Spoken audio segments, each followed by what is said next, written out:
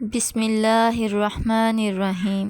شروع اللہ کا نام لے کر جو بڑا مہربان نہایت رحم کرنے والا ہے۔ السلام علیکم ورحمۃ اللہ وبرکاتہ۔ سب دوستوں سے گزارش ہے کہ ایک بار درود شریف پڑھ لیں۔ ایک بار درود شریف پڑھنے سے اللہ 10 مرتبہ رحمت فرماتا ہے۔ حضرت عبداللہ بن عباس سے روایت ہے کہ رسول صلی اللہ علیہ وآلہ وسلم نے فرمایا، جو شخص کسی مرد یا عورت کے ساتھ خلاف وضع فطرت کے حرکات کرے، اللہ تعالیٰ اس کی طرف نظر بھی نہ فرمائے گا۔ تشریح: بیچارے حیوانات بھی جو عقل تمیز سے محروم ہیں، وہ بھی شہوت کا تقاضا خلاف فطرت طریقے سے پورا نہیں کرتے، بس جو انسان ایسا کرتے ہیں وہ حیوانی سے بھی بدتر اور ثم رددنا اسفل سافلین کے مصدق ہیں۔ یہ بات قیامت اور آخرت ہی میں معلوم ہوگی کہ اللہ کی نظر کرم سے محروم ہو جانا کتنی بڑی بدبختی ہے۔ حضرت ابو ہریرہ رضی اللہ تعالیٰ عنہ سے روایت ہے کہ رسول صلی اللہ علیہ وآلہ وسلم نے فرمایا، جو شخص بیوی کے ساتھ خلاف وضع فطرت عمل کرے وہ ملعون ہے۔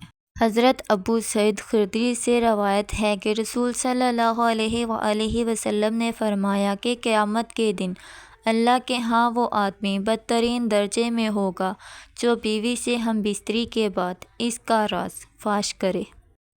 حضرت ابو ہریرہ سے روایت ہے کہ رسول صلی اللہ علیہ وآلہ وسلم نے فرمایا کہ اس ولیمے کا کھانا برا کھانا ہے جس میں صرف امیروں کو بلایا جائے اور حاجت مندوں غریبوں کو چھوڑ دیا جائے، اور جس نے دعوت کو بلا وجہ شرعی قبول نہ کیا تو اس نے اللہ اور اس کے رسول کے حکم کے خلاف کیا۔